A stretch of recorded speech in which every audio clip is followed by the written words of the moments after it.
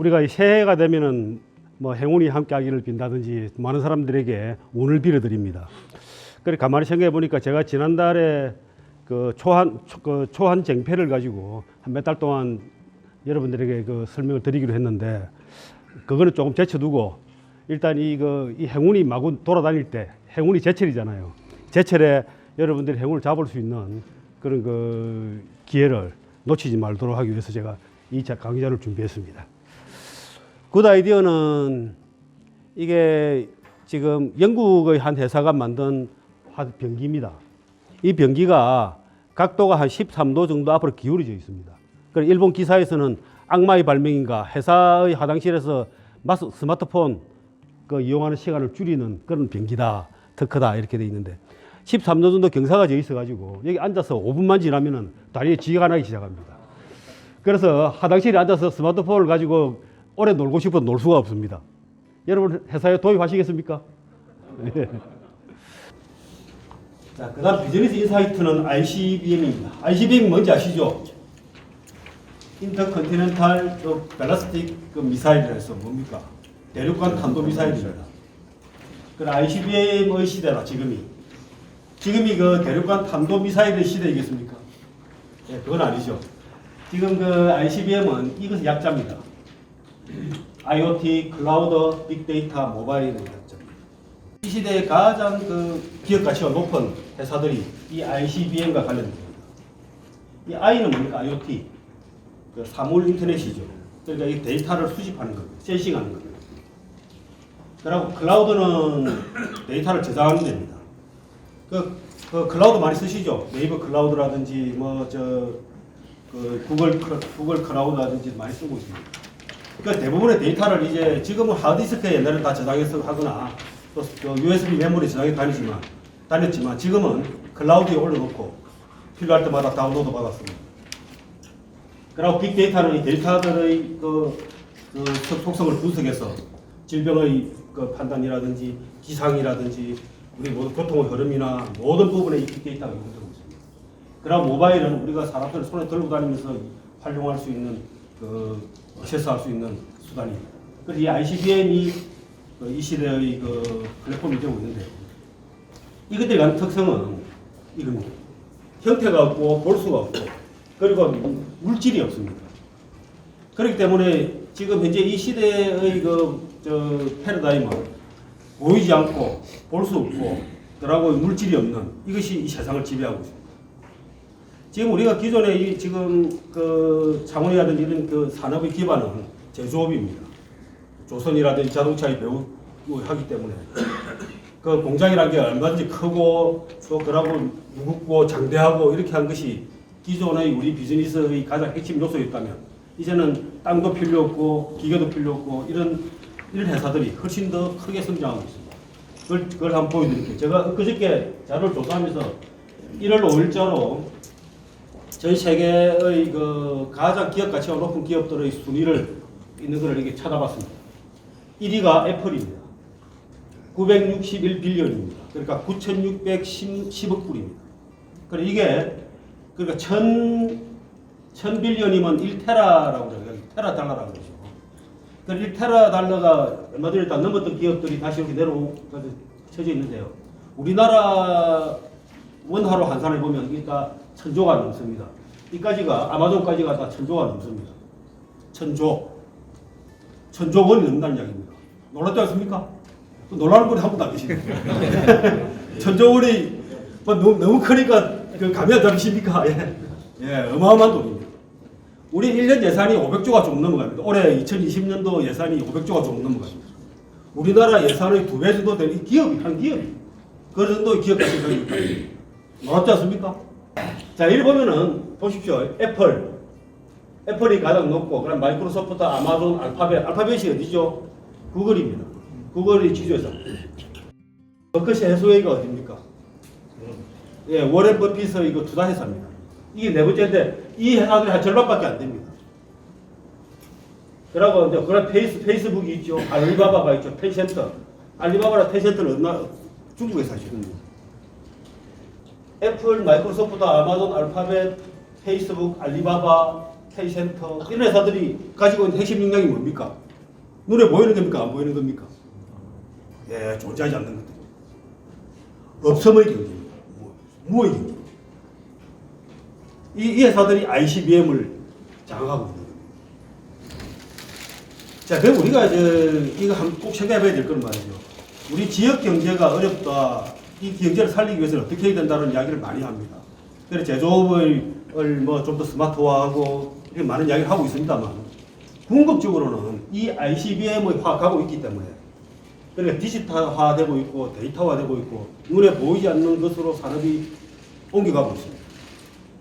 그래서 지금 우리 산업을 살릴 수 있는 방법은 그런 눈에 보이지 않는 것들을 가지고 우리 기존 산업을 어떻게 접목을 시키고 변화시킬 것인가에 주목을 해야 됩니다.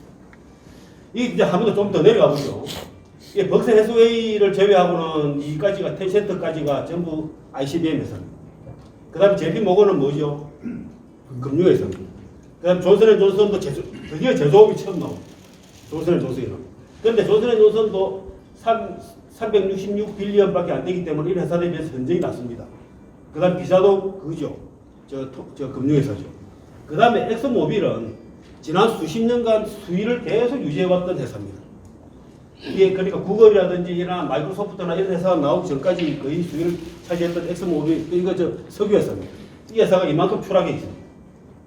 월마트는 작년 3, 4년 전에 이 아마존의 추월을 당한 이후에 이렇게 추락해 있습니다. 월마트가 훨씬 더 높은 경쟁력을 가지고 유지하다가 2015년도인가 16년도에 이 아마존의 그 추월을 당해가지고 이렇게 기업 가치가 끔찍한 차이를 3분의 1 이하로 떨어져 있습니다. 뱅크 오브 아메리카, 네슬레 이런 거 다 아실 테고요. 우리나라 자랑스럽게 삼성전자가 이만한 위치에 있습니다. 한 300조 정도의 기업 가치를 가지고 이렇게 여기고 있습니다. 저희 세계 그 기업 가치만 보더라도 세계의 그 패러다임이 어디로 바뀌고 있는가를 알 수 있습니다. 제조업이라는 뭔가 이거 틀에 묶여서 이것을 살려야 된다고 하게 되면은 영원히 거기서 헤어날 수가 없습니다. 그것을 다른 시대의 변화에 어떻게 연결시켜서 그 가치를 상승시킬 수 있을 것인가에 주목을 해야 된다는 것을 이렇게 딱 보면 알 수가 있습니다. 자, 오늘은 운입니다. 운. 여러분, 나는 운이 좋다. 이렇게 생각하시면 손 한번 들어보십시오. 없습니까? 많습니까? 나는 내 운이 영 없어. 손 들어보십시오. 운이. 다시 한번 여쭙겠습니다. 여러분, 운이 좋으신 분들입니까? 손 한번 들어보십시오. 예, 아유, 대부분 다 드시네요. 여러분들은 아마 나폴레옹에게 면접을 가면은 거의 다 합격됩니다. 나폴레옹은 이 구두 면접을 할 때 자네는 운이 좋은 사람인가라고 묻고 운이 좋다고 하면 뽑고 나는 운이 안 좋아요라고 하면 뽑질 않았다고 합니다. 그래 이 나폴레옹은 유능한 장군보다는 운 좋은 장군이 좋다. 이렇게 해서 운 좋은 장군을 뽑았습니다. 그게 사실 말이죠. 사회적으로 어느 정도의 기반에 도달하고 성공을 했다고 할 수 있는 사람들이 다 여쭤보면은 내가 다 운이 좋았다고 이야기합니다.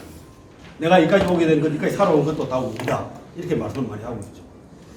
그런데 사회적으로 어떤 잘못된 사람들 이야기 들어보면 내 인생은 처음부터 실패야. 태어난 것부터가 이건 잘못된 것이야 라고 이야기하시는 분들이 참 많이 있습니다. 그래 운이라는 걸 많이 따지는데 실제로 일본의 도요토미 히데요시라든지 우리나라의 이병철 회장이라든지 이런 분들도 사람의 운을 매우 중시했습니다. 이게 리더의 운은 조직원들의 운의 합이라고 이야기합니다. 조직원들이 운 좋은 사람들을 이렇게 많이 확보하고 있어야 리더가 운이 발현할 수가 있습니다. 특히 도요토미 히데요시 같은 경우도 자기 부하들을 보고 그 사람들이 운이 어떤지를 판단하고 평가하기 위해서 참 많이 애를 썼습니다. 예를 들면 전장에서 죽지 않고 살아나는 게 얼마부터 오래 살아남았느냐 이런 사람들을 매우 중시했던 겁니다.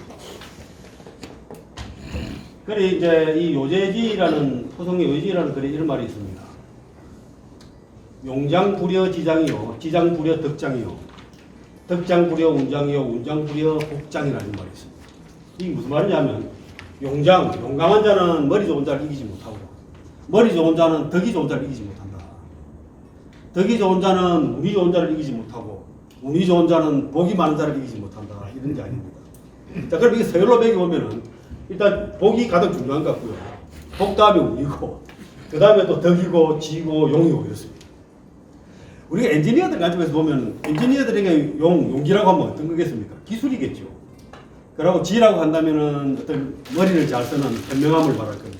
덕이라고 한다면은 인덕이 사람을 인간관계를 잘 엮어나가는 사람이라고 보면 되겠습니다. 그런데 운이라는 건 그 덕과 지와 용은 한 개인의 사람의 그 품성입니다. 그렇죠. 사람의 몸에 자기가 스스로 태어나고 나서 그 닦고 기르고 할 수 있는 개인이 기를 수 있는 겁니다. 그런데 운은 어떻습니까? 운이 그렇게 할 수 있는 겁니까? 아닙니까? 그렇게 안 되는 거죠. 운은 누군가가 어디서가에서 내려오는 거라고 많이 생각을 합니다. 그런데 운과 복은 또 어떻게 다르죠? 복은 우리가 타고난 복이다 이런 이야기를 하죠. 아마도 이게 그 사람의 그 어떤 선천적인 어떤 요소가 사람 몸에 붙어 있는 게 복이라고 한다면 복은 어쩔 수 없는 것이고 덕지용은 사람이 자기가 몸으로 스스로 닦는 것이고 운이라고 하는 것은 그때 때에 맞춰가지고 뭔가 주어질 수 있는 거라고 우리가 보면 되겠습니다. 맞습니까? 보통 그렇게 생각하시죠? 우리가 그 고스톱을 칠 때도 운이 좋으면 어떻게 합니까? 치고 받고 싹쓸이도 하고 이렇게 하죠. 그렇게 합니다. 그럼 이 운은 누가 준다고 생각합니까? 그걸 우리가 행운의 여신이라고 하잖아요. 행운의 여신이 미소를 지었다 이런 이야기를 합니다. 자, 그럼 행운의 여신은 어떤 사람들이 어떤 행운의 여신이 있는지 아십니까?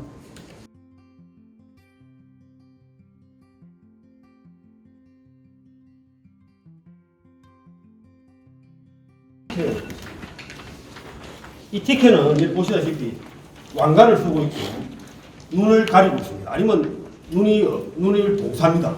아예 눈을 뜨지를 못합니다. 지금 이렇게 티켓가 눈을 뜨지 못하고 이거는 눈을 가리고 있습니다.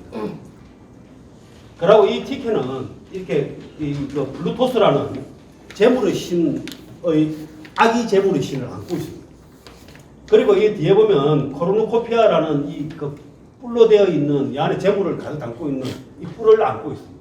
여기 뿔이 이렇게 이것도 뿔이 있고 이 안에 여기는 과일이라든지 이런 풍요를 상징하는 여러 가지 그 과일이나 이런 물건들을 안에 담고 있고 여기는 돈을 담고 있습니다. 이렇게 보통 그려집니다. 만들죠. 자, 이런 것들이 상징하는 의미들이 있을 텐데요. 이런 왕관은 이 권위를 이야기합니다. 지금 말하면 이 그 행운의 여신이기 때문에 재물이라든지 풍요로움을 나눠줍니다. 나눠준다는 것은 뭘 말합니까? 우리 시천말로 이야기하면 끝발이죠, 끝발. 그 끝발을 권위입니다. 권위니까 왕관을 쓰고 있습니다. 그 다음에 이게 눈을 가린다고 하는 이야기는 앞이 보이지 않는다는 이야기는 눈에 비에는 게 없다는 이야기죠. 그거 어떻습니까? 뭐하더라 뿌리는다는 이야기입니다. 그래서 이거는 무작위로 나눠주고 누구를 가려가지고 주지 않는다는 이야기입니다. 공평합니다. 안 보여준다는 이야기죠. 그리고 이 재물의 신은 원래 이 다른 데서는 성인으로 나옵니다. 성인으로 나오는데 티켓만은 항상 이 아기 재물의 신을 안고 있습니다. 재물의 신은 뭡니까? 부자가 되게 만들어주는 신입니다. 근데 왜 아기를 안고 있겠습니까? 완성된 재물을 주지 않는다는 겁니다. 재물의 씨앗, 어린 씨앗을 준다는 것이죠. 그걸 가지고 가서 키우라는 이야기입니다. 그러니까 이게 미성숙한 상태 씨앗의 개념으로 이해하면 되겠습니다. 그리고 이 코르누코피아라 해서 이렇게 이 뿔로 만든 데는 이 의미는 재물이 나올 때는 주둥이가 크지만 안은 갈수록 좁아져가지고 이게 유한하다. 이걸 그렇게 영원히 퍼주지는 않는다. 이런 개념이라고 제가 해석을 합니다. 제 나름대로. 이렇게 해석한 사람은 제가 그냥 해석을 해봤습니다. 절묘한 해석. 예.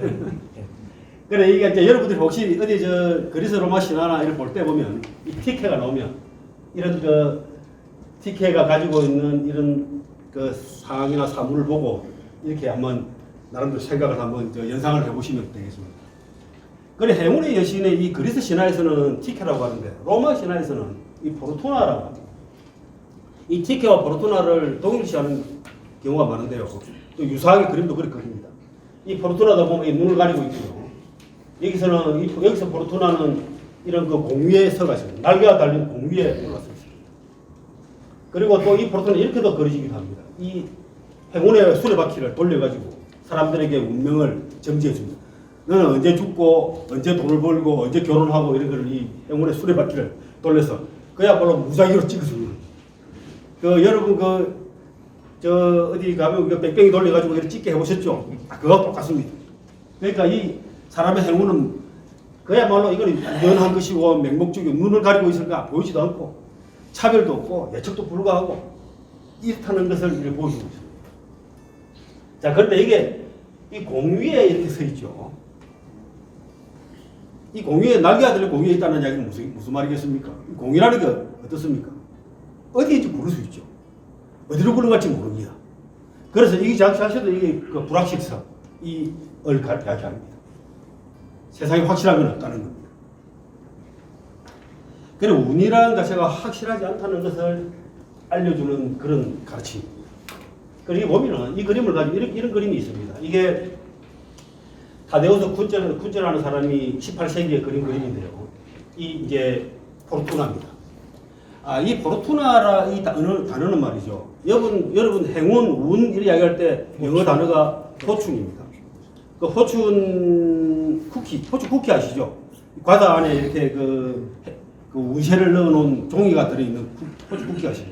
그걸 분지르면 안에 종이가 나오고 거기 보면 운세가 나오고 자기 운세를 가늠해보는 뭐 장난 같은 그런 게 있죠. 그게 포춘이 운이라는 겁니다. 그래서 포르투나라는 말은 그 운이라는데 그것의 어원입니다.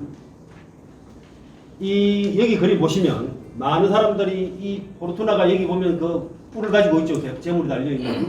그 눈을 가리고 있고 공위에 서 있고 이런 그 천을 이렇게 날리고 있습니다.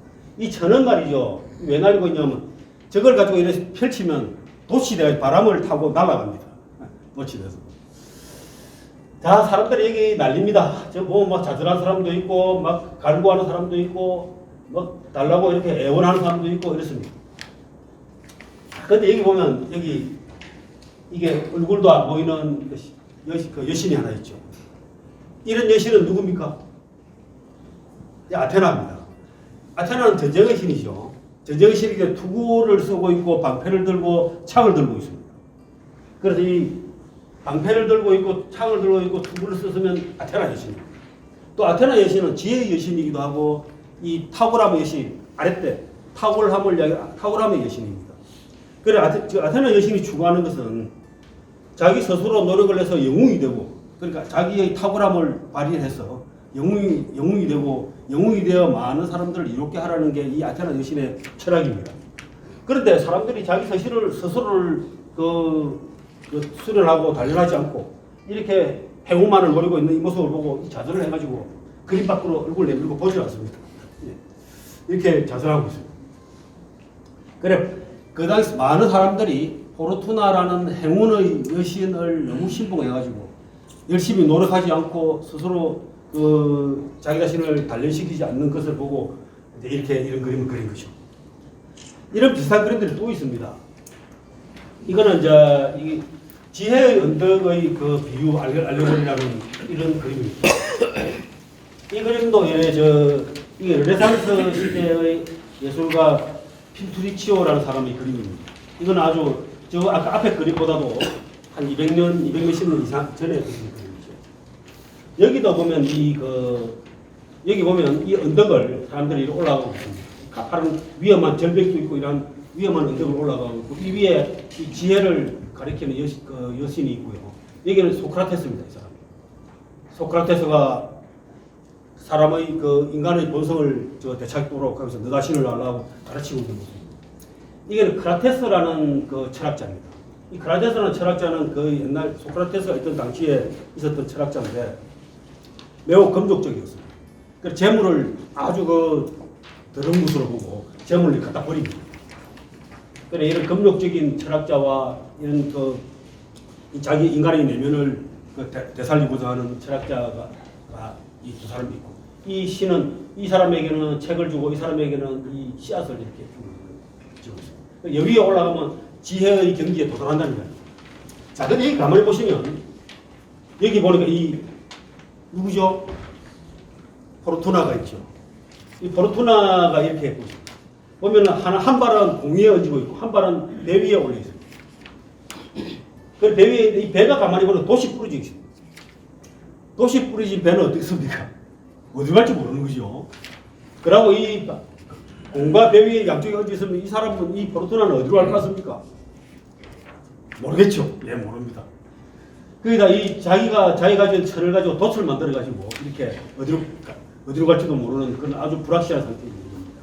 그래서 사람들에게 이 포르투나로부터 떠나서 지혜의 언덕을 올라라는 게 이 그림의 가르침입니다. 이 그림을 이제 좀 더 보시면 말이죠. 여기 보면 여기 먼저 보이십니까?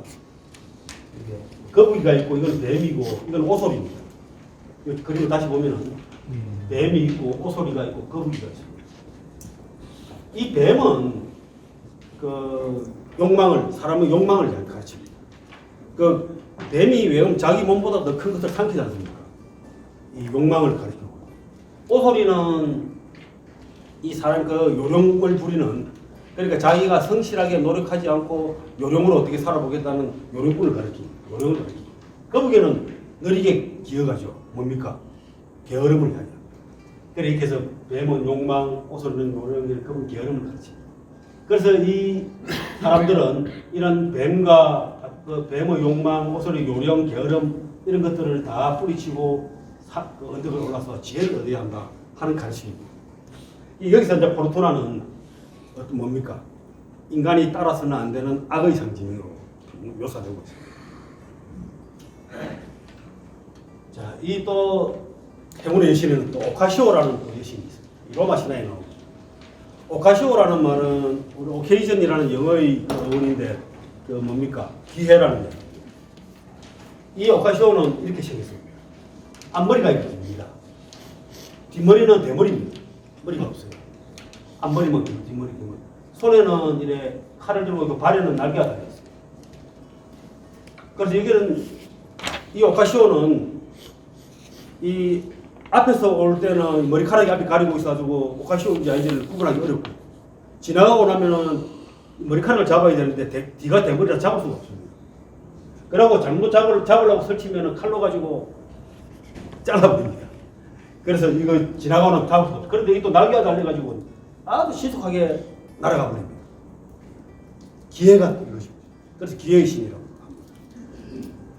자, 그래서 오카시오는 자기한테 다가왔을 때 앞에서 통찰력을 가지고 그 머리카락을 헤치고 그 통찰력을 가지고 그 오카시오를 정확하게 포착을 하고 앞에서 잡아야 되고 지나가고 나면 후회할 소용이 없습니다. 잡을 수가 없고 이 오카시오인데요. 여기 보면 이제 이 오카시오가 이 나오죠. 여기도 머리카락이 이렇게 있고 여기 보면 이제 아테나 여신이 또 나타나죠. 그 아테나 여신이 이 영웅을 오카시오에게 소개합니다. 그리고 이 영웅은 방패를 들고 있고 이 방패에 그 그림이 사람의 머리가 있죠. 이게 이렇게 놀라고 있는 이 모습 여기를 메두사입니다. 메두사는 들어보셨죠? 머리카락이 다 뱀으로 이렇게 되는 메두사인데 이 메두사를 보면은 얼굴을 보면은 사람들이 굳어서 돌이 되버립니다. 그래서 이 방패는 원래 이 아테나 여신의 방패 아이기스인데 아이기스를 빌려가서 이 메두사를 잡아가지고 목을 쳐서 방패에 붙여준 이 영웅은 페르세우스입니다. 그리고 아테나 여신이 아까 그 포르투나를 봤을 때는 어떻게 했습니까? 고개를 돌리고 자살하고 있었는데 이제는 영웅을 오카시오에게 소개를 하고 있어요. 영웅을 오카시오 소개하고 있죠. 다시 말하자면 이 오카시오의 가치를 매우 높이 인정을 하고 있는 거죠. 무슨 말이겠습니까? 영웅을 오카시오에게 소개한다. 영웅이 오카시오를 만나게 한다. 이 말은 영웅은 절대 오카시오를 기회를 놓쳐서는 안 된다는 것을 가르치고 있습니다. 자, 그래서 우리가 이 시대의 영웅들은 다 리더들, 기업인들이나 리더들입니다. 리더들은 절대적으로 이 오카시오 기회를 놓쳐서는 안 된다는 거죠. 자, 이렇게 이제 흘러보고 있습니다. 이 오카시오와 사실 동등한 신이 또 있습니다. 그리스 신화의 카이로스도 역시 비슷하죠. 이게 발에 날개가 달려있고 방울을 뛰어갈 듯이 이렇게 뒤꿈치를 들고 있고 그 다음에 이렇게 날개가 달려있습니다. 이 카이로스도 이 시간의 신, 기회의 신이고 우연한 행운의 신입니다. 카이로스를 이렇게도 봅니다. 여러분 이 카이로스를 잘 기억해 두셔야 돼요. 지금 우리가 시간이란 개념을 두 가지로 설명하고 크로노스의 시간과 아까 이야기했던 크로노스의 시간과 카이로스의 시간. 그래서 사람들은 그 시간을 두 가지로 구분했는데 제가 좀 이따 구체적으로 설명드리겠습니다. 이 카이로스에 관련해서는 그래서 신 포세이디포스가 이렇게 풍자시를 남겼습니다. 여기 보시면 너는 누구인가 하니까 이 카이로스가 이렇게 이야기합니다. 나는 모든 것을 지배하는 시간이다. 왜 발돋움을 하고 있지? 나는 항상 달리고 있기 때문이다. 그럼 발에는 왜 날개가 달려있는가? 나는 바람을 타고 날기 때문이다. 오른손에는 왜 면도칼을 가지고 있나? 나는 무엇보다 더 날카롭다는 것을 보여주기 위해 날카롭다. 그러니까 다른 사람들이 지나고 나서 잡으려 하는 걸 잘라버리는 겁니다. 머리카락은 왜 얼굴 앞에 걸쳐놓았지? 나를 발견한 사람이 쉽게 잡을 수 있도록 한 것이다. 발견한 사람을 한 사람이 잡을 수 있도록. 뒷머리는 왜 그래 대머리인가? 지나고 나면 누구도 뒷뒷머리를 잡지 못하게 하기 위한 것이다. 자, 이게 이제 그래서 카이로스가 사실 아까 이야기했던 그 로마 신화에 나오는 보카시오와 사실 동등하죠. 단지 여성이냐 남성이냐의 차이입니다. 자, 그래서 이제 크로노스의 시간과 카이로스의 시간을 이 크로노스의 시간은 우리가 알고 있는 시계가 말하는 시간입니다. 이 모래 시계처럼 시간이 흘러가는 물리적으로 흘러가는 시간입니다. 그런데 이 카이로스의 시간은 이렇게 날아가다 이렇게 달려가면서 사람들이 앞에서 머리카락을 앞머리를 잡아채 가지고 취할 수 있는 기회의 시간이에요. 그 타이밍이라고 합니다. 그래서 크로노스의 시간을 정확히 얘기하면 타임 시간이라고 한다면 크로노스의 시간은 타이밍. 그래 이게 보면 크로노스의 시간은 그냥 흐르는 겁니다. 흘러가는 시간. 그리고 양적인 겁니다. 하루, 이틀, 한 달, 두 달, 1년, 2년 이렇게 하듯이 양적인 게 많아요. 그리고 이 시간의 개념은 우리가 어떻게 할 수가 없습니다. 수동적인 우리를 받아들일 수밖에 없어요. 이 시간이 흐르면 우리가 이 시간의 흐름을 멈출 수가 없죠. 그리고 선택할 수도 없습니다. 그리고 필연적인 아침이 되면 그러니까 저녁이 되면 어두워지고 아침이 되면 밝아지고 해가 뜨고 한 해가 가고 1년이 가고 가을 겨울이 오고 하는 이 필연적인 시간입니다. 크로노스의 시간은 이렇게 우리가 알고 있는 시계가 말하는 시간 그 자체입니다. 그러나 카이로스의 시간은 이 타이밍입니다. 어느 한 시점일 수 있고 그것을 우리가 그 시간이 주어진 어떤 그 기회 이런 겁니다. 그리고 이거는 매우 그 내용이 질적인 것입니다. 이 타이밍에 우리는 뭘 할 것인가에 따라서 전혀 다른 결과가 나오는 거죠. 그리고 이걸 또 이 기회를 잡는 것은 사람이 잡는 겁니다. 누가 주는 게 아닙니다. 그리고 이거는 필연적인 것이 아니고 우연히 일어나는 거죠. 제가 그 옛날에 한번 죽을 뻔한 적이 있습니다. 어릴 때. 초등학교 한 3, 4년 때쯤 됐을 텐데, 집에 우리 농사를 지었기 때문에 소를 키우고, 어릴 때 애들이 하는 제일 중요한 일이 뭡니까? 소 먹이를 다니는 거예요. 소를 먹이다가 이제 여름에 하도 더워가지고, 이제 겨울에 미역을 잡습니다. 그래 가만 물 들어갔는데 제가 수영을 잘하지 못해요. 그래 들어갔는데 그 부둥이를 깊이 파놓은 데가 있어가지고 이 빠져 죽을 뻔했습니다. 근데 그 빠져 죽을 뻔한 그 절체절명의 순간에 누군가가 지나가다가 내를 건져준 겁니다. 나보다 나이가 한 몇 살 많은 그 옆 동네에 사는 형이었는데 이 양반이 그래 나를 보여준 겁니다. 자, 나는 모셔서 그 겨울에 파놓은 못에서 미역 감고 있었고 거기는 사람이 지나다니긴 하지만 가끔 지나다니는데 그 양반이 참 절묘한 시간에 지나가는 거죠. 만약에 그 사람이 아니었더라면 여러분 제가 여기 여러분 앞에 서 있을 수가 없습니다. 그와 마찬가지로 그 양반은 절묘한 시간에 나를 지나가면서 그 아주 우연한 기회에 나를 구해준 거죠. 그런데 우리가 이 카이로스의 크로노스의 시간을 관점에서 본다면 그런 우연이라고 하는 것은 아무런 의미가 없죠. 그런 시간이 흐름에 불과합니다. 그래서 이제 이 비즈니스를 하는 모든 사람들은 자기가 살아가는 모든 순간순간에 누구 또는 어떤 이벤트와 어떻게 인연을 맺는가 하는 이 카이로스의 관점에서의 시간이 타이밍이 매우 중요하게 그 비즈니스의 시작과 발전, 성공 이걸 좌우하게 됩니다. 자, 그러면 이제 행운의 실에 관해서는 이야기가 어느 정도 연결됐습니다. 행운의 실의 종류도 우리가 좀 알았고, 행운이라는 것은 어떤 속성을 가지고 있는지를 좀 깊이 알면 이게 돼서 어떻게 우리가 이것을 차지할 것인가에 대한 비결도 알 수 있을 겁니다. 행운이라는 것 첫째, 우리가 누구 땅으로부터 누구가 주는 것이다, 그리고 우리가 받는 것이다라는 관점에서 많이 이야기를 합니다. 사실은 행운은 잡는 것입니다. 우리가 이 행운은 바다의 물고기라고 생각하시면 됩니다. 우리 바닷가에 가 있으면 어떻습니까? 물고기가 많이 움직여 다닙니다. 그런데 그것을 우리가 잡으려면 어떻게 해야 됩니까? 낚시를 하거나 그물을 들이거나 해야 되죠. 그리고 물고기라는 그 행운이 내 손에 떨어지기 위해서는 뭔가 내가 행동을 해야 됩니다. 낚시질이나 그물질을 해야 됩니다. 그래서 이 물고기는 항상 옮겨 다니면서 가까이 왔다가 물러갔다가 이렇게 하는 거죠. 또 그럼 물고기는 어떻습니까? 철이 있죠. 왕창 몰려올 때가 있고 오지 않을 때가 있습니다. 그래서 행운의 속성은 잡는 것입니다. 두 번째, 행운의 속성 중에 행운이라고 하는 것은 반드시 행운이 다가올 때는 조짐이 있습니다. 그 조짐을 우리는 시련이라고 합니다. 여러분들 행운을 갖다가 이렇게 만날 때 행운이 가장 절실할 때가 언제입니까? 절실할 때가 어려울 때죠. 만약에 내가 배부르고 등 따시고 아무런 불편함이 없을 때는 어떻습니까? 내가 배부를 때 누가 밥을 좀 더 준다는 것은 아무 반갑지도 않죠. 오히려 짜증나죠. 그러나 내가 어려움이 있을 때는 누군가로부터 아주 절묘한 내가 물에 빠져 있을 때 누가 구해주는 행운, 또 내가 경제적으로 어려울 때 어떤 자금이나 이런 돈이 생기거나 하는 것들이 행운이라고 합니다. 그래서 행운이 올라그러면 반드시 조짐이 있습니다. 우리 그 조짐을 행운이라고 시련이라고 합니다.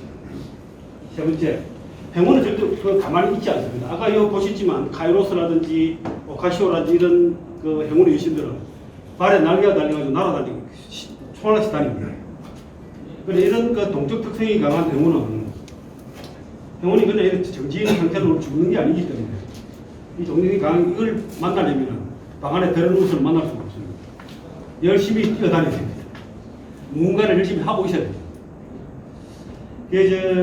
한비자에 보면은 수주 대토라는 말이 있습니다. 수주 대토.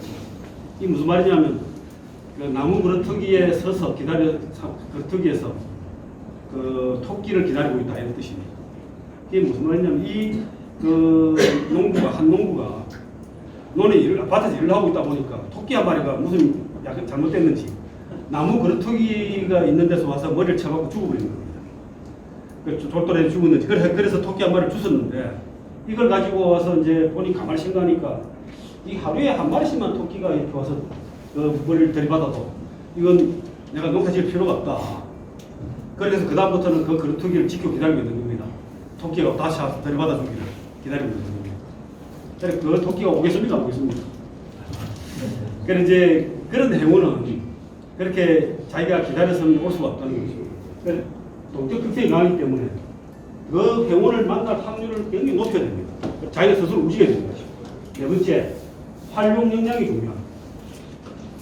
행운이라는 것은 왔다 하더라도 이것이 내한테 어떤 행운인지 이걸 어떻게 활용해야 되는지를 모르면 쓸모없이 아주 가치 없게 무가치하게 버릴 수가 있는 겁니다. 여기서 물고기가 아까 행운과 같다고 이야기한다면 물고기를 잡아가지고 이걸 한 끼를 먹고 해결할 것인가, 아니면 이걸 가지고 비즈니스를 창출할 것인가 하는 것은 활용 역량에 달려있는 거죠. 다섯 번째, 실행 능력과 중요합니다. 어떤 행운이라도 받아오고 가지고 있어가지고는 절대 어떻게 할 수가 없습니다. 행운이라는 것은 바로 휘발성이 있기 때문에 날아가 버립니다. 그래서 이거를 갖다가 어떻게 실제의 가치를 창출할 것인가 하는 점이 매우 중요합니다. 여섯 번째, 행운은 한 번 온 행운을 다시 이걸 지금 잡지 못하면 되돌아가서 다시 잡을 수가 없습니다. 그래서 돌아가서 재현할 수가 없습니다. 이게 6가지의 행운의 속성인데 이런 속성을 고려해가지고 행운을 잡을 수 있는 비결을 하나씩 체크해 보겠습니다. 첫째 비결, 행운을 만날 준비가 필요하다. 행운이 지나갈 때 아까 얘기했던 그 오카시오라든지 이 카이로스라든지 하다못해 그 포르투나라든지 이런 신들이 행운을 나눠줄 때 그때 그 자리에 있어야 돼요. 그 자리에 있지 않고 행운을 기대할 수는 없죠. 그래서 행운이라고 하는 것은 준비가 기회를 만났을 때 발생하는 것이다. 그리고 행운은 무작위로 오는 것이 아니기 때문에 복권에 당첨되고 싶으면 적어도 복권을 사둬야 된다. 복권도 사두지 않고 복권을 기대해서는 안 되겠죠. 당첨되고. 그래서 이 행운을 만나기 위해서는 항상 뚜렷한 목표를 가지고 열심히 노력하고 있는 사람에게 보는데 이런 걸 뭐라고 하냐면은 유레카라고 합니다. 아르키메데스가 왕이 이제 아르키메데스에게 왕관을 만드는 가지고 이게 제대로 금을 가지고 다 사용했는지를 확인해 보라고 했습니다. 그런데 그 금을 예를 들면 이제 1kg을 줘가지고 왕관을 만들었는데 이 금을 다 써가지고 왕관을 만드는지를 확인하는 것은 이미 복잡하게 만든 왕관을 가지고 무게를 다뤄보면 1kg 나오는데 금이 아닌 다른 불이라든지 섞었는지를 알 수가 없는 겁니다. 어떻게 하면 알 수 있겠습니까? 그래서 이 고민을 하다가 김대수가 목욕탕에 들어가서 물에 딱 들어갔는데 자기가 물에 들어가니까 물이 넘쳐나오는 겁니다. 그 순간에 그걸 알아낸 겁니다. 그래서 유레카하고 이렇게 말감고 아테네 시내를 뛰어다녔다는 그런 이야기가 있습니다. 그러니까 아르키메데스가 아주 거기에 대해서 심각하게 고민을 하다가 물에 들어가 보니까 이 물에 들어가는 것은 부피에 따라서 그 물에 들어간 부피만큼 물이 넘쳐나온다. 이걸 깨달은 거죠. 무게와 관계없이. 자, 그러면은 금하고 불이는 무게가 다르기 때문에 틀림없이 그 불이를 섞었다면은 무게가 부피가 더 커졌을 겁니다. 그러니까 금 1kg을 넣었을 때 넘쳐나오는 물과 불이가 섞인 것을 넘쳐나올 때 물의 양이 다르겠죠. 그래서 이제 알아낸 겁니다. 이런 유레카의 순간을 갖다가 우리가 유레카 모먼트라고 그러는데 이게 수천 번의 오르막을 느낀 기분이다. 이렇게 이야기를 하고 있습니다. 이런 유레카 순간은 이것이 그야말로 행운이죠. 그 사람들이 이렇게 들어가서 그런 원리를 발견했습니다. 많은 발명들 중에 이런 발명들이 많습니다. 이걸 갖다가 우리 세렌디피티라고 이야기하는데 이 플레밍의 페니실린도 그렇게 발견합니다. 페니실린 세균들이 사람들이 몸에서는 여러 가지 폐렴이라든지 어떤 반응균이나 이런 거를 일으키는 그 세균들을 어떻게 해결할 것인가를 이 플레밍은 무척 고민을 하다가 세균을 배양을 합니다. 그 배양을 이렇게 하고 있는데 나도 근데 거기 뚜껑이 열려 있는 상태로 곰팡이가 남돌아서 그게 푸른 곰팡이가 돌아서 붙어버린 거예요. 그런데 그것을 좀 자신 플레밍이 연구를 하다 보니까 배양은 안 돼 있고 세균들이 많이 죽어 있는 거예요. 그래 죽어 있는데 왜 죽어 있는지를 보니까 이 푸른 곰팡이가 있었고 이 푸른 곰팡이를 추출해가지고 만든 게 페니실린입니다. 그래서 전쟁 때 굉장히 많은 사람들을 살려냈습니다. 그래 아주 우연한 기회에 이런 항생제를 페니실린 항생제를 발명해내고 지금까지도 이 페니실린은 수많은 사람들을 살려내고 있죠. 그다음에 노벨상의 지금 노벨도 마찬가지입니다. 노벨도 이 다이너마이트의 원료가 되는 니트로글리세린을 발명을 했는데 이 니트로글리세린이 액체 상태입니다. 이 약간만 충격을 받아도 폭발하고 아주 위험합니다. 그래서 이것을 가지고 이 폭발물을 효과적으로 사용하고 싶어도 이 너무 보관과 이동이 위험하기 때문에 쓸 수가 없었습니다. 그래서 고민을 하고 있었는데 이 자기가 담아놨던 그릇이 여기 쏟아진 겁니다. 쏟아진 데 보니까 거기에 규소토가 있었는데 이 규소토에 스며들어 가지고 땅에 굳어 있는 겁니다. 그래서 이제 이 노벨이 니트로글리세린을 규소토에다가 합침을 시켜서 고형화시키면 던져도 폭발하지 않습니다. 이제 심지를 가지고 불을 붙여야만 폭발합니다. 그렇게 해서 만든 다이너마이트로 전쟁에서도 많이 쓰이고 그리고 공사 발파하는 데도 많이 쓰이고 어마어마한 돈을 벌었고 그 돈 번 것을 가지고 사람들이 많이 죽었기 때문에 그것을 속죄하는 마음으로 노벨상을 받았습니다. 이거 노벨상을 2002년도에 노벨 화학상을 받은 사람이 이 다나카 고이치라는 사람입니다. 이 다나카 고이치도 이 1959년생인데 1982년에 시마다 제작소에다 엔지니어로 입사를 했습니다.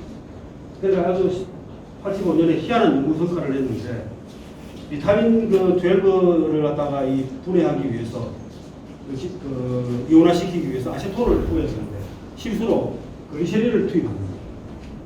그러니까 글리세린을 투입하면서 아까워서 버릴 수가 없어가지고 그냥 레이저로 한번 쏘아봤더니 이게 다 이온화되어 있는 겁니다. 그래서 그걸 가지고 그 레이저 투사하는 방식을 해가지고 글리세린을 이용해서 레이저 투사 방식을 이용해서 단백질의 종류와 양을 구성하는 발명을 해내가지고 이걸 가지고 이 획기적인 방법으로 노벨상을 받은 겁니다. 이 사람은 전기공학과 출신이고 그러고 아주 신참 연구원이었음에도 불구하고 그 성과를 가지고 이제 노벨상까지 받을 수 있었죠.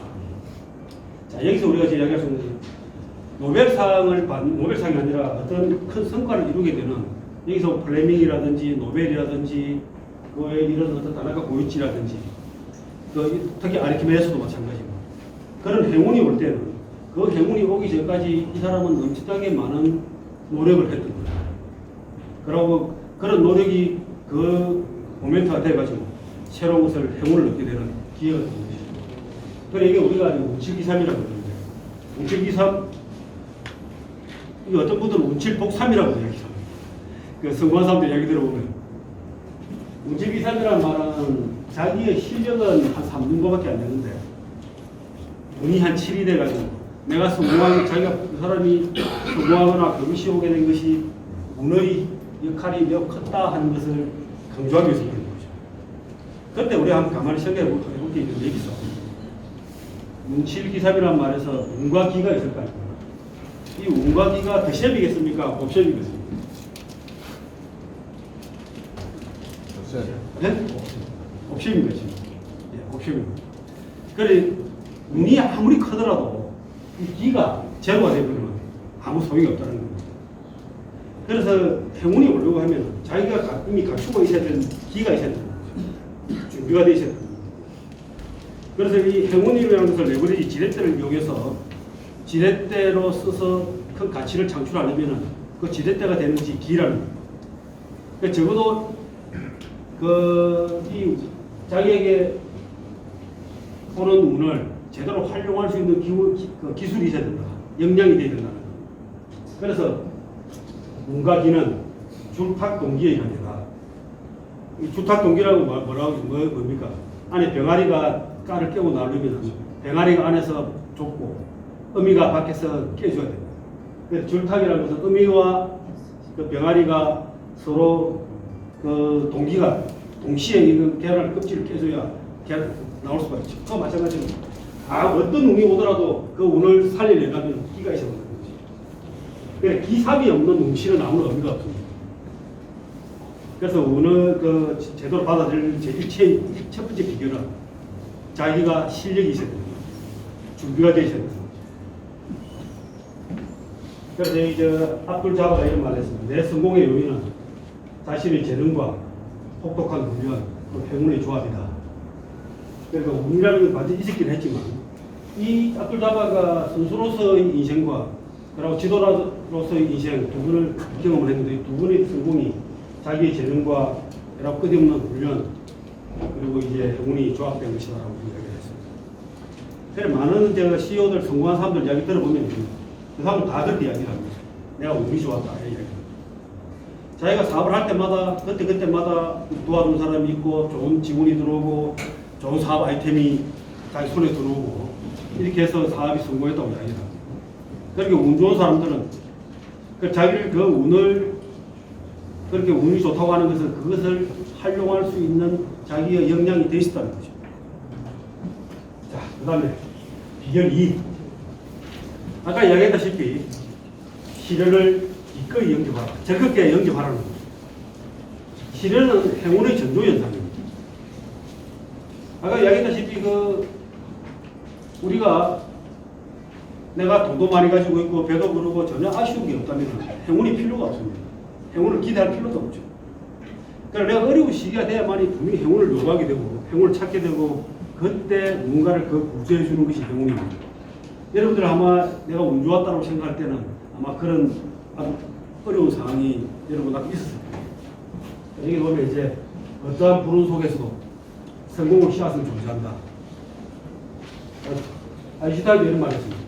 시련 속에 기회가 있다.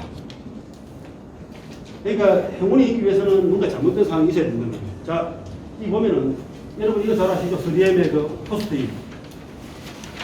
이 실버 스펜서라는 사람, 스펜서 실버라는 사람이 그 3M에서 접착제를 개발했습니다. 강력 접착제를 개발했는데 뭔가 잘못해가지고 실패를 해가지고 접착제가 너무 잘 떨어지는 거예요. 그래가지고 이걸 실패한 그 기술을 에어컨 기술을 갖다가 그냥 차단시켜 갖고 있었죠. 그런데 이 스펜서 실버 이 친구인 아서 플라이가 교회 가서 이제 그 성경책을 가지고 자기가 설교를 해요. 그래서 성경책에서 설교를 하기 위해서 그 페이지마다 뭔가 표시를 해야 되는데 그걸 종이를 끼고 두니까 계속 빠지는 겁니다. 그 빠질 때 가만히 생각한 게 옛날에 자기 친구가 그 개발했던 그 접착제, 잘 떨어진 접착제, 그걸 가지고 종이를 갖다 붙여두면 되겠다 이 생각을 하고 그걸 만드는 겁니다. 그렇게 했더니 불필요 할 때는 떼내고 원할 때 붙이고 이렇게 할 수 있으니까 이게 아주 좋았습니다. 회사에 그걸 보고를 했는데 회사에서 자꾸 제품화하자 해가지고 이 제품이 아주 대박이 터진 거예요. 저희 세계적으로 그 포스트잇을 안 쓰는 데가 없죠. 모든 책상에 다 붙어 있습니다. 그래서 이런 어떤 그 실패라는 뼈아픈 과거가 있었기에 이런 또 의대의 그 포스트잇이라는 성공이 존재하게 된 겁니다. 그리고 이게 이제 휴롬의 그 원액기, 김해 장로에 있죠. 아주 주촌에 있죠. 이 회사의 김영기 회장은 원래 이 그 원액기 이걸 원래 개발했던 게 아니고요. 원래서 나면 음식물 쓰레기 저장실을 처음에 개발해가지고 2005년도에 아주 거의 완전히 망해가지고 이제 그 파산 지경이 있었습니다. 그 당시에 자기 가지고 있는 특허가 상당히 많았는데 그 특허를 뭐 몇천만 원만 좀 팔겠다 뭐 이런 그 매물로 내놓기도 하고 그랬습니다. 근데 이 김영기 회장이 그 당시에 그 자기가 개발했던 게 뭐냐면 음식물 쓰레기가 우리 주방에서 나오면 굉장히 물이 많지 않습니까? 이걸 비닐봉지에 담으면 비닐봉지에 뜯기듯이 해서 엘리베이터를 들고 다녀도 되고 또 이 구멍이 나기도 하면 거의 대참 싸죠. 그래서 이렇게 한 그 음식물 쓰레기 저장치를 어떻게 했냐면 그거를 물을 쫙 짜내고 끈데기만 담아서 쓰레기통에 분리수거를 하게 되면 괜찮을 것이다. 근데 그렇게 해서 그걸 개발했었는데 그게 실패한 겁니다. 아무도 안 사는 겁니다. 그래가지고 있던 차에 엔젤 녹즙기하고 그 그린 녹즙기에서 쇳가루 사건이 났다. 녹즙기에서 쇳가루 넣는 이야기 있어가지고 그 회사들이 아주 지금 아니 그 회사도 살아있습니다. 이제 다른 제품 개발하고 나오는데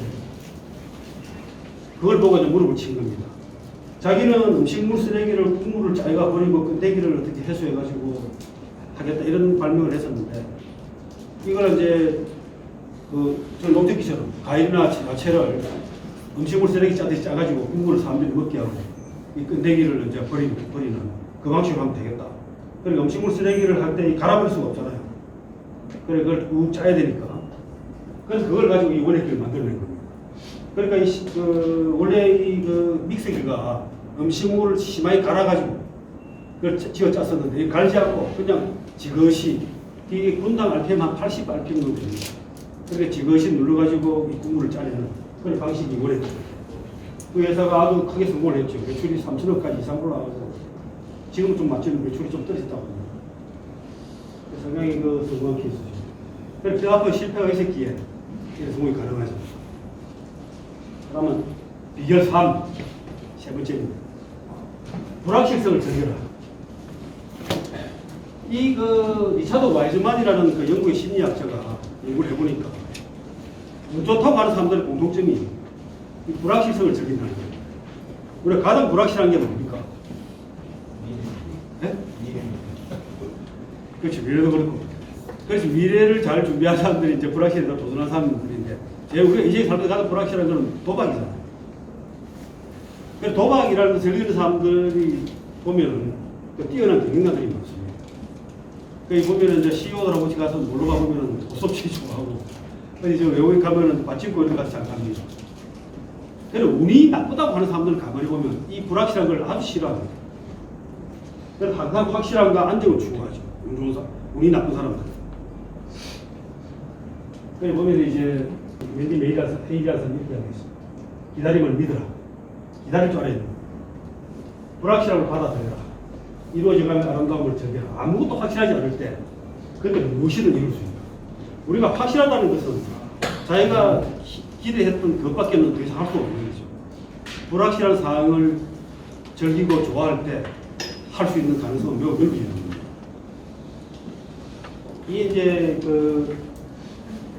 콜럼버스 이야기를 제가 자주 예를 드는데, 콜럼버스가 이제 인도를 개척해야 된다. 인도 항로를 서로 100년 경 때는 모두 그 육로를 통해 가지고 인도를 갔습니다. 육로를 통해서 인도를 가지고 인도에 있는 후추를 가져오면은 후추가 아주 비싸게 없어서 팔렸고, 유럽에서는 그 당시에 이 후추가 아주 귀한 식품이었습니다. 왜냐하면은 그 당시에 냉장고가 없었기 때문에 이런 고기라든지 이런 것들을 장기적으로 보관할 수가 없었어요. 후추에다 재놓으면 아주 비교적 오래 갔던 모양이에요. 나중에는 이제 이 오스만 투르크가 중동 지방을 다 장악을 하고 나니까 유럽에 있는 사람들이 인도를 갈 수가 없었습니다. 길이 막혀버렸죠. 그래서 이제 해로를 개척해야 된다. 해로를 개척하려고 가만히 생각하니까 인도까지 가는 육로로 다니다가 인도까지 가려니까 너무나 먼 겁니다. 그래서 그 당시에 이 프톨레마이오스 지도가 있었는데, 이 지도를 가만히 보면은 그 당시 이게 이제 코페르니쿠스가 이 지구는 둥글다 라는 이야기 한 가지 하고, 이 세계 프톨레마이오스 지도가 이 두 가지를 보니까 이쪽 것과 이쪽 걸 연결되어 있을 것이다. 유럽에서 여기 가면은 여기가 인도인데 인도까지 거리가 한 4,300km 정도 된다. 이러면 배를 타고 한두 달 정도 항해를 하면 도달할 수 있다. 이렇게 계산이 나온 겁니다. 그래, 지구가 둥글다까지는 좋았는데 인도가 여기를 그려놨는데 실제로는 인도가 여기 있지 않고 4,300km의 한 6배 정도 되는 엄청난 거리고, 그 당시의 항해술로는 배를 타고 갈 수가 없었습니다. 그래서 대항해라고 그러죠. 배를 타고 몇 달씩 가는 걸 대항해라고 그러고, 그 당시의 항해술로는 연안을 따라가지고 쭉 갈 수밖에 없었어요. 그래서 지금 그 당시 포르투갈은 아프리카를 쭉 연안을 따라가지고 가서 그렇게 인도양을 거쳐서 인도까지 항로를 개척했었죠. 그런데 이 사람은 콜럼버스는 그걸 뭣도 모르고 갈 수 있다. 그래가지고 스페인의 엘리자베스 여왕을 설득을 해가지고 이제 8년 동안 유시를 해서 이제 막아줍니다. 산타마리아오, 핀타오, 니나오, 베시에드를 해다가, 그러니까 투자를 이제 벤처기업 투자와 같이 투자를 받아줍니다. 그래고 떠났습니다. 떠났는데 2달이 넘게 가도 육지가 나타나지 않는 겁니다. 대상 몇 개죠. 떠났는데 서쪽으로 계속 가는데 나중에 배 안에서 선상 반란이 일어나죠. 그래서 이게 콜럼버스가 그럽니다. 사흘만 딱 더 가보자. 그래서 육지가 나타나지 않고 돌아가겠다. 그런데 이틀 정도 지나니까 육지가 나타난 거예요. 그래서 거기를 인도라고 부르는 것이죠. 그래서 인도인 인디안이라고 그러고, 그게 어디였습니까? 그게 아메리카였죠.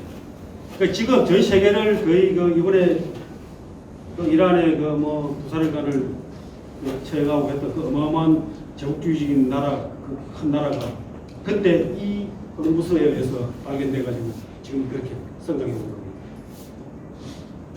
자, 이것도 보면 이제 우리 불확실한 것이, 이게 있을 수 있다는 것도 알 수가 없고, 그리고 배를 타고 대항해를 하면서 그 엄청난 처절한 상황에서 망망대해서 아무도 나타나지 않는 그거를 그 당시에 몇 달씩 배를 운행해 간다는 것은 정말 엄청난 얘기가 아니면 갈 수가 없는 거예요. 그렇게 해서 이 아메리카를 발견하게 됩니다. 이 콜럼버스는 죽을 때까지 거기가 인도인 줄 알았습니다. 그런데 인도라고 찾아갔는데 후추는 전혀 나오지도 않았어요. 거기 겉만 많이 뺏어가지고 오고, 거기 있는 주민들을 노예로 끌고 와가지고 물거리로 유럽의 물거리로 많이 제공하고 그렇게 했습니다. 자, 이런 그 불확실성을 홉세드 교수라는 사람이 옛날 사역자가 각 나라의 그 불확실성 기피 지수를 한번 평가해봤습니다. 불확실성 기피 지수라고 하는 것은 불확실성을 받아들일 수 있는 가능성이 얼마나 높은가 낮은가를 보는 겁니다. 이 불확실성 기피 지수가 높으면은 이쪽이고 낮으면 이쪽이고 높다는 것은 무슨 말입니까? 애매한 걸 싫어하는 거죠. 확실한 걸 좋아하는 거죠. 우리나라가 여기 있습니다. 그러니까 우리나라는 불확실성 기피 지수가 매우 높기 때문에 그러니까 벤처기업이라든지 이런 걸 좋아하지 않죠. 그러고 많은 젊은이들이 뭐합니까? 50월 하고 있죠. 공공시험 공부하고 있죠. 그게 아마 이런 생각 때문에 그런 거죠. 여기 보면은 이제 여기 인도라든지 뉴질랜드와 아랍 문제를 보면 이게 상당히 싱가포르이 아주 대단합니다. 불확실성을 잘 수용하는 그런 나라. 그리스가 굉장히 나라가 어렵잖아요. 이게 불확실성 기피 지수가 대안이 없습니다. 포르투갈 뭐 이런 또왜그 픽스라 해서 유럽의 그 경제를 가장 어렵게 만든 나라들은 여기 있습니다.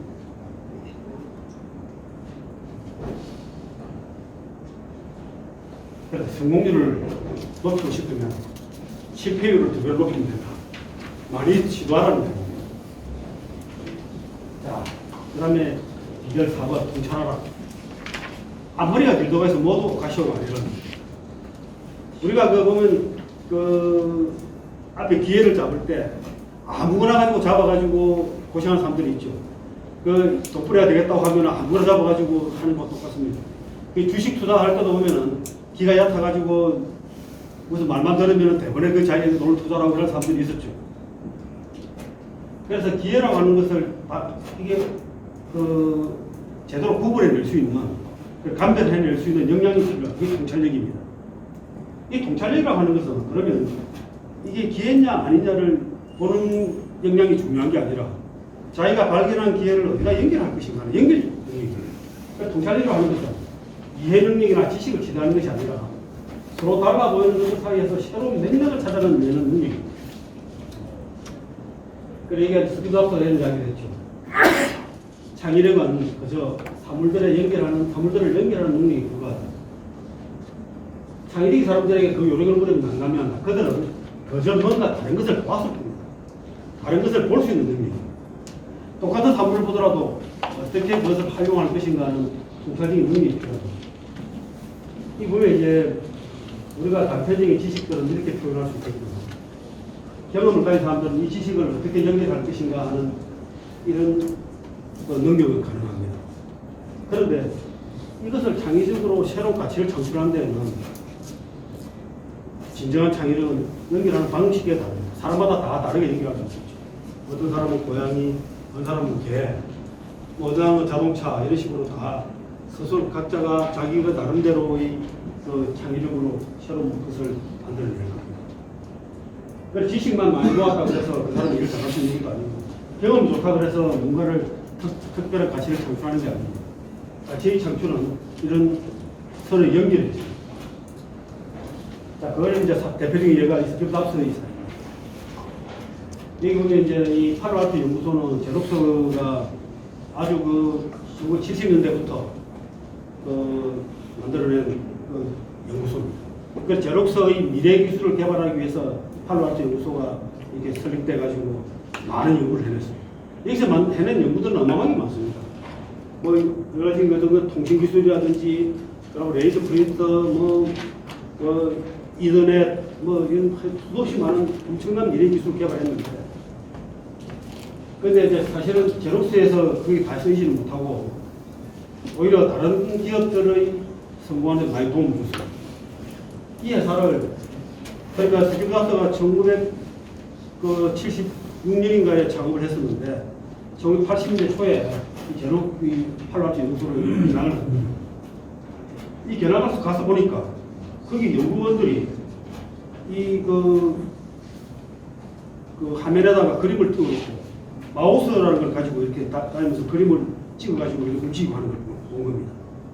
그 당시에 80년대 초반 여러분들 컴퓨터를 써보신 분이 있을지 모르겠는데 그 당시 대학에서는 컴퓨터가 거의 대형 컴퓨터 해가지고 펀칭을 해서 종이에다 구멍을 뚫어가지고 컴퓨터를 했었고 그때 PC가 아주 초기에 나온 게 애플 1, 2, 3 이런 게 있었는데 애플 컴퓨터는 조그만 화면에 명령어를 입력해가지고 화면에 떠서 하는 게 애플 1, 2, 3였죠. 그래 이 값스가 이 애플 1, 2, 3 가지고 제법 회사를 키웠습니다. 그 PC를 만들어가지고. 그래서 그때 그 PC들이 그 캐릭터 유저 인터페이스라고 해서 CUI 명령을 입력해야 됩니다. 뭔가 파일을 하나 지우려고 그러면 딜리터 파일 넘버를 넣고 이렇게 하고 복사를 하려면 카피 파일 넘버 뭐로 복사를 한다 이렇게 했습니다. 아마 그 당시 그런 PC 써본 분들 계실 겁니다. 이 캐릭터 유저 인터페이스인데 이 스티브가 그때 그걸 보고 무릎을 치고 그 기술을 우리한테 주시오. 우리가 쓰겠다. 해가지고 화면에다 그림을 띄워가지고 마우스로 움직이면서 하게 된 거예요. 지금 마우스 없는 컴퓨터 생각도 할 수 없죠. 그걸 만들어낸 게 맥킨토시입니다. 처음에는 리사라는 이름을 출시했는데 실패하고 그래 84년에 맥킨토시가 나와가지고 그 유명한 맥킨토시가 나온 겁니다. 그리고 지금 애플이 아까 보시다시피 그 시장 그 기업 가치가 얼마였습니까? 961빌리언이었잖아요. 1000조가 넘는 기업 회사가 된 겁니다. 우리나라 1년 예산이 500조가 조금 넘어갑니다. 우리나라 2년치 예산보다 더 넘는 기업 가치가 가진 회사가 이 때문에 만들어진 겁니다. 스티브 잡스가 그때 가가지고 그때 그 팔로알토 연구소에 우연히 가가지고 우연히 그것을 발견하고 그걸 보고 그 사람이 쓰고 있는 걸 어떻게 또 받겠습니까? 그걸 가지고 와서 하는 겁니다. 카이로스의 행운이라는 게 이런 거 아니겠습니까?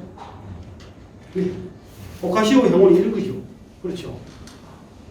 그렇게 우연히 발견한 가지고 회사가 1000조가 넘는 회사가 만들어집니다. 지금 저희 세계에서 휴대폰 시장의 한 15% 정도의 매출을 시장 점유율을 가지고 전 세계 스마트폰 이익의 60% 이상을 가져가고 있습니다. 이 회사가 무시막지한 회사가. 그리고 스마트폰을 그렇게 팔아 그런 이익을 남기면서도 한 대도 안 만듭니다. 한 대도 만들지 않습니다. 그런 엄청난 어마무시한 회사가 된 겁니다. 이때 팔로알토 연구소를 어쩌다가 우연히 방문을 해가지고 그때 그 번 걸로 가지고 이렇게 만들어낸 겁니다. 자, 비결 5번. 정신이라 아무리 좋은 행운이 없고 하더라도 그 실행하지 않으면 아무 소용이 없죠. 행운은 실행을 통해서 그 효력이 발생합니다. 그냥 행운은 저절로 내한테 떨어진 분에서 바로 효력이 발생하는 게 아닙니다. 예를 들면 이런 겁니다. 내가 물에 빠져 죽으려고 그래. 누가 손을 내밀었습니다. 손을 잡고 올라와야 되죠. 근데 그 손은 거부하면 어떻습니까? 절대 난 올라올 수가 없죠. 빠져 죽으면 안 됩니다. 그와 똑같은 겁니다. 그래서 놓쳐버린 기회보다 더 값비싼 것은 저지른 일에 대한 후회는 세월이 갈수록 옅어지지만 저질지 못한 후회는 세월이 갈수록 더 깊어진다. 우리에게는 수많은 행운들이 지나가고 스쳐가고 갑니다. 특히 이제 제가 어디 모임에 가보면은 제가 변리사라는 타이틀을 달고 있으니까 이렇게 이야기하시는 분이 있습니다. 내가 그때 그 아이디어 그 발명을 했었는데 말이야. 그걸 갖다 그때 특허를 받았어야 되는데 지금 보니까 다른 사람들이 나와가지고 이렇게 많이 뭐 돌고 있더라. 이런 이야기 이제 수시로 듣습니다. 많이 듣습니다, 지금. 거기 여러분 스쳐 지나가는 게 뭡니까?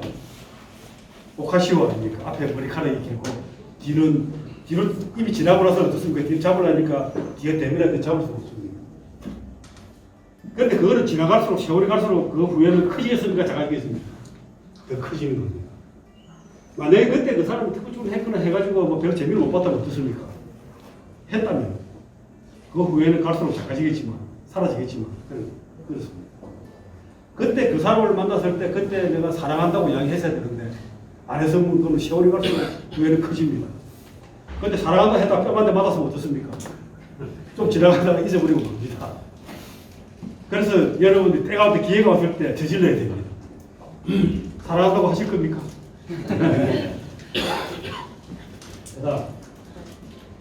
이 행운이라고 하는 것은 용기 있는 자를 선호하고 스스로 돕는 자를 돕는다. 스스로 돕는 자를 돕는다는 잘 아시죠? 용기 있는 자를 선호한다. 저지른 사람도 없어. 아까 봤던 모든 세렌디피티들, 아까 플레밍의 저 푸른 곰팡이, 노벨의 그 규소토, 그리고 뭡니까? 그 김영기 회장, 유럽의 김영기 회장의 원액기. 솔직히 김영기 회장의 망할 만한 상황에서 원액기를 만들어낸 것은 정말 불가사의한 일입니다. 절대절명의 상황에서 자기가 음식물 쓰레기를 쥐어 짜던 기술을 가지고 믹서기 대신에 그걸 한번 해보겠다라고 한 아이디어는, 생각은, 실행한 것은 엄청난 그 회사가 그걸 하고 나서 매년 매출이 몇 배씩 올라가지고, 처음에는 뭐 몇십억, 몇백억, 그 다음에 뭐 700억, 800억 하던 여기 어느 돌아서니까 1,500억, 뭐 20몇백억, 3,000억 한다 이렇게 얘기가 나왔습니다. 그 회사는 가까이에 우리 고향 옆에 있어가지고 제가 관심을 가지고 자주 가보기도 하고 했었는데, 회사가 그렇게 그야말로 풍선부듯이 커지는 걸 처음 봤습니다. 그러니까 엄청나게 컸죠.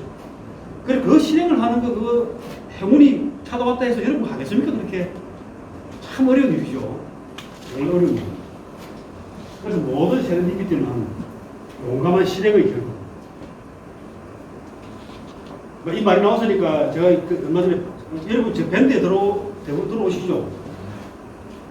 밴드 울산 배사 포럼이라는 밴드가 있으니까 여러분 검색을 해보시고 또 잘 들어오시면 됩니다. 거기에 생존자 편향의 오류라는 걸 올려놨는데, 자, 여기 보면 이제 여기 용기가 있는 사람들이 성공을 한다. 자기 열정에 따라라. 뭐 이런 것들이 있죠. 김영기 회장 같이 그런 열정에 따른 사람들이 성공을 한다. 라고 이야기를 하면, 여러분도 나도 독한 마음 먹고 하면서 실행을 해봐. 용기를 한번 해봐. 하는 생각을 하실 수 있는데요. 생존자 오류의 생존자 편향의 오류는 이런 이야기입니다. 옛날 2차 대전 때 미국에서 많은 전투기들이 공격을 하고 돌아오는데, 그 중에 상당수는 비행기가 추락을 해가지고 떨어져가지고 사라집니다. 살아오고 돌아온 비행기를 때 분석을 해봤습니다. 그러면 이제 분석을 해보면 총탄이 맞은 데를 보고, 총탄이 많이 맞은 데는 좀 더 보강을 더 해야 될 것이고, 또 덜 맞은 데는 보강을 안 해도 되겠다. 그래서 그걸 연구를 한 겁니다. 그래서 그 연구팀에서 그런 보고서를 냈습니다. 총탄이 많이 맞은 데는 어디고, 그게 더 보강을 해야 된다. 이렇게 했습니다. 맞습니까? 그걸 해야 되겠죠. 그래, 한데 어떤 통계학자인 연구원이 있다, 다른 사람이 잘못됐다. 총탄이 많이 맞은 데는 많이 맞은 데는 놔도 되고, 총탄이 맞지 않은 데는 보강해야 된다. 이렇게 이야기를 한 겁니다. 왜 그렇겠습니까? 그렇죠. 총탄이 맞았음에도 불구하고 살아 돌아왔다는 것은 그거는 괜찮다는 이야기입니다.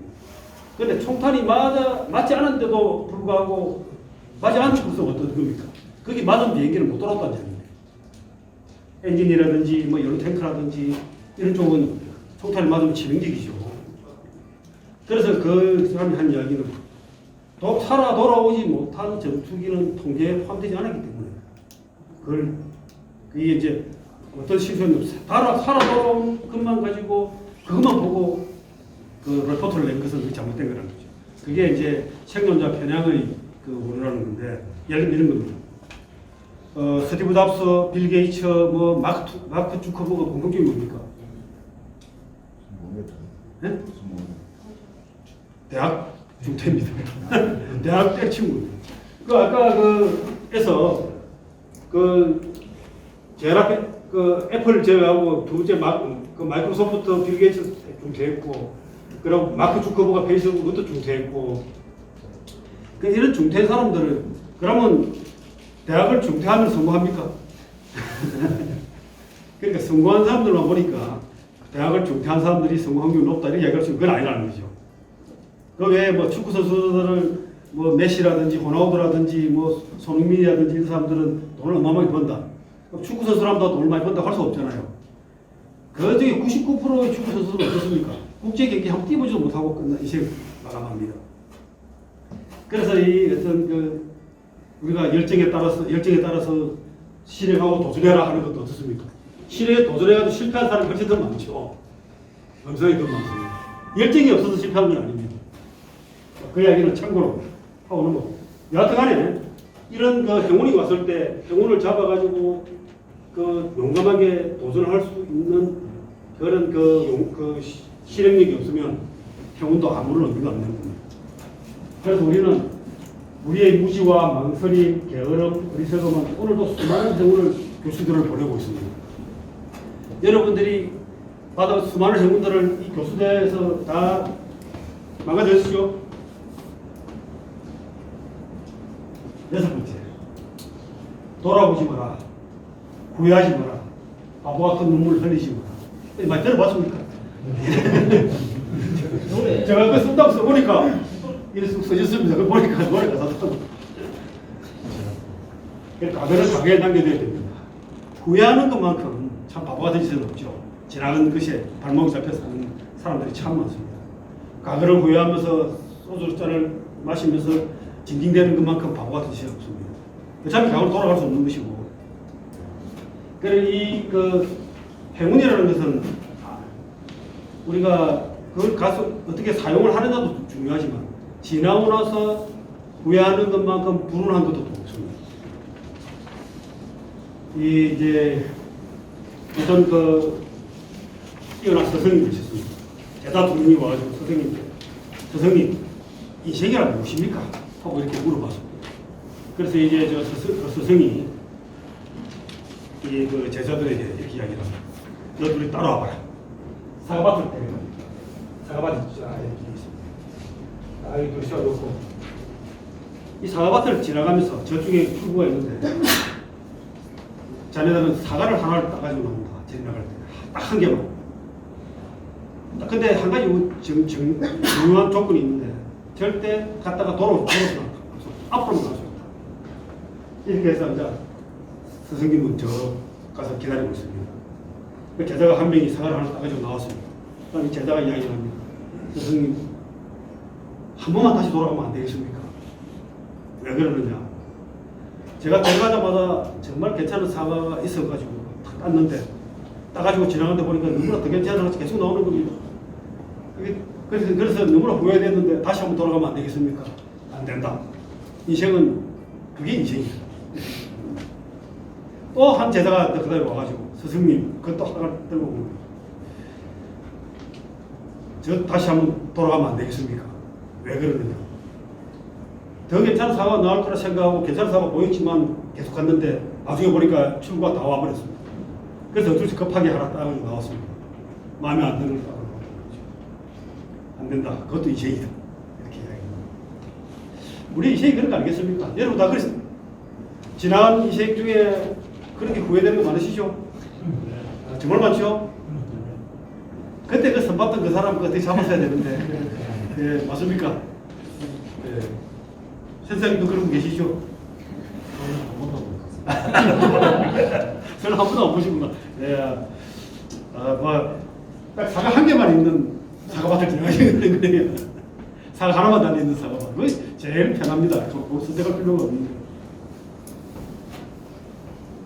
우리가 후회라고 하는 것만큼 인간이 갖는 가장 어리석은 부분입니다. 그럼 후회를 하지 않고 항상 해야 됩니다. 그러면 이제 중요한 건 뭐겠습니까? 후회가 아쉬움은 있는데 자기가 했던 선택이나 자기에게 주어진 어떤 조건이나 자기 삶이 불만족스러울 수는 있는데 이것을 정말 그게 매달려 가지고 자기를 자책하면서 머물러 있으면은 그건 그냥 후회하는 것이고요. 보통 그것을 갖다가 두들 털고 일어나서 새로운 길을 가야 되지 않습니까? 보통 그렇게 살아가지 않습니까? 그래서 이게 우리가 어떤 선택을 하고 실행을 했는데 만족스럽지 않다는 겁니다. 만족스럽지 않은 상황은 얼마나 많이 벌어질 수 있죠. 그래서 두 가지의 선택이 있는 거죠. 거기서 자기를 자책하고 후회하고 거기 머물러 있는 사람과 그것을 그냥 자기를 수용하고 인정하고 전환해서 다른 길로 가는 사람과 이렇게 새로운 길을 가는 사람 이렇게 나눠집니다. 그래 보면은 이런 사람도 상당히 많고 이런 사람도 많이 있는데 보통 성공한 사람들의 상당한 지위를 가지거나 성공한 사람들 가만히 보면은 이렇게 과거에 매달린 사람은 거의 없습니다. 똑같은 일을 당했음에도 불구하고 어떤 사람 주저앉아가지고 매일 소주를 풀고 자기 몸을 망가뜨리고 사는 사람이 있는가 하면 똑같은 일을 당했으면서도 그걸 잊어버리고 자기의 다른 인생을 새로운 삶을 살아가는 사람이 있습니다. 정말 아픈 과거를 경험하고 자기 목숨을 끊고 가정도 파탄되고 이런 사람이 있는가 하면 그것을 잊어버리고 다시 살아가는 사람들이 있죠. 그래 이걸 우리가 그 후회를 해서 계속 자기의 위치를 바꿔가는 사람들을 하라게 지는 겁니다. 우리가 변리사가 이 시험이 합격을 하면은 우리가 제가 시험 될 때만 해도 한 30명이 시험을 합격을 했습니다. 그 시험도 상당히 어려웠어요. 제가 시험 시가지고 합격할 때까지 한 5년 넘어 걸렸어요. 5년 반이 걸렸어요. 저같이 머리 좀 사고. 농담입니다. 그랬는데 그 30명 중에 시험 끝나고 나니까 몇 사람하고 다른 공부를 하는 거예요. 그 사법고시 공부하는 사람이나 뭐 또 다른 걸 또 도전하는 거예요. 그 중에 몇 사람도 언론기관 사람도 있고 뭐 또 사법고시 공부해서 또 지금 판사하는 사람도 있어요, 실제로. 뭐 다른 일을 하는 겁니다. 그럼 왜 그러냐 하니까 자기가 해보니까 이 현재 불만족스러운 거예요. 그래서 또 다른 일을 또 벌이는 거예요. 그러니까 이 뭐라 하면 리셋 전공이라고 하는데 자기가 아무리 좋은 상황이 됐다 그러더라도 그게 만족하지 못하고 다른 걸 또 시작하는 거죠. 제가 후배 중에 그 변호사가 하나 있는데 이 친구가 그 의사 출신입니다. 부산대 의대를 나고 해가지고 의사 출신인데 의사 하다가 사법고시 공부해가지고 된 거예요. 야, 이 사람아 의사 하는 것도 어렵고 사법고시 그 합격하는 것도 어렵고 둘 다 어려운데 다른 사람들이 볼 때 이 친구들 보면 이 자살할 거 아니냐, 왜 그런 짓을 하냐 했더니 그래 과연 이 같은 놈이 도대체 몇 명이나 되느냐 이렇게. 의사 출신으로서 변호사 된 사람이 몇 명이 되고 있습니까? 우리나라에 몇 명 되고 있습니까? 네. 놀라지 마십시오. 400명 정도 있습니다. 우리나라에. 기어차죠. 의사 출신으로서. 그 세상에 이제 이 자기가 삶을 선택한 것을 가지고 그런 식으로 이게 전환하는 거죠. 이거 안 되면 저거 하고 저거 안 되면 이거 하고 이렇게 해서 자꾸 하는 것을 뭐라고 그럽니까? 화강시에 전공이에요. 그 왜 옛날 동화를 보셨죠? 틸틸과 미르틸이 나와가지고 그 요정의 부탁을 받고 이제 행복을 찾아가지고 찾아다닙니다. 그래 온갖 그 모험을 해가지고 행복 찾아다니다가 죽을 고생을 하고 이제 집에 돌아와 보니까 자기 집 안에 세상에 파랑새가 있는 겁니다. 그래 파랑새라고 행복이라고 하는 것은 바깥에 이래 멀리 있는 것이 아니라 자기 마음속 자기 집안에 있다 하는 이야기를 가르치는 동화였는데 나는 최고의 관계를 어린아이처럼 살라고 하는데 그것이 뭐냐면 우리가 나이 들어보면 아무런 가르칩니다. 자신의 운명을 사랑하는 주식을 자기의 주식 환경에서 애들은 흙탕물에서도 뛰어놀고 그 아무나 가지고도 발로 차고 놀면서 다 즐기고 놉니다. 그래 그 운명이 지명한 자신이 삽니다. 아모르파티 노래도 좀 많이 나오죠. 그래서 진정한 행운은 자신의 선택, 삶, 운명을 진짜 사랑하게 되는 거야. 살다 보면 그걸 사랑하게 됩니다. 그게 진정한 행운이 아닐까. 동의하십니까? 네. 자, 그래서 이제 마지막 정리를 하죠. 행운을 잡는 비결. 노력을 해야 돼. 아무 짓도 안 하고 그냥 들어누워가지고는 행운이 올 수가 없습니다. 그 다음에 시련을 깊게 연기해봐. 시련은 행운의 전조 영상입니다. 내가 배고프고 곤란하고 힘들 때 행운이 올 조짐입니다. 분명히 그때 행운이 오는 거예요. 배부르고 편하고 막 모든 게 더 이상 그 원하는 게 없는 만족스러운 상태는 절대 행운이 올 수가 없습니다. 세 번째, 불확실성을 즐겨야 됩니다. 확실한 하고 안정은 패배자인 것입니다. 성공하는 사람은 절대 불확실성을 기피하지 않습니다. 그러고 통찰해야 됩니다.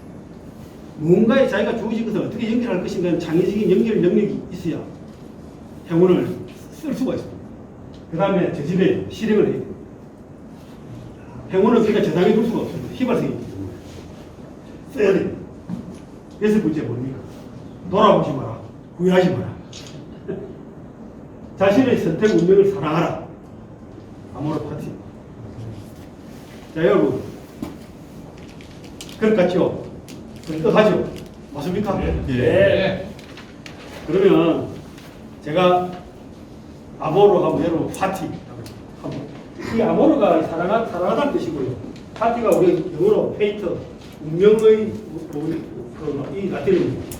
아모르 파티, 운명을 사랑하는. 아모르 하면 파티 하는 그게.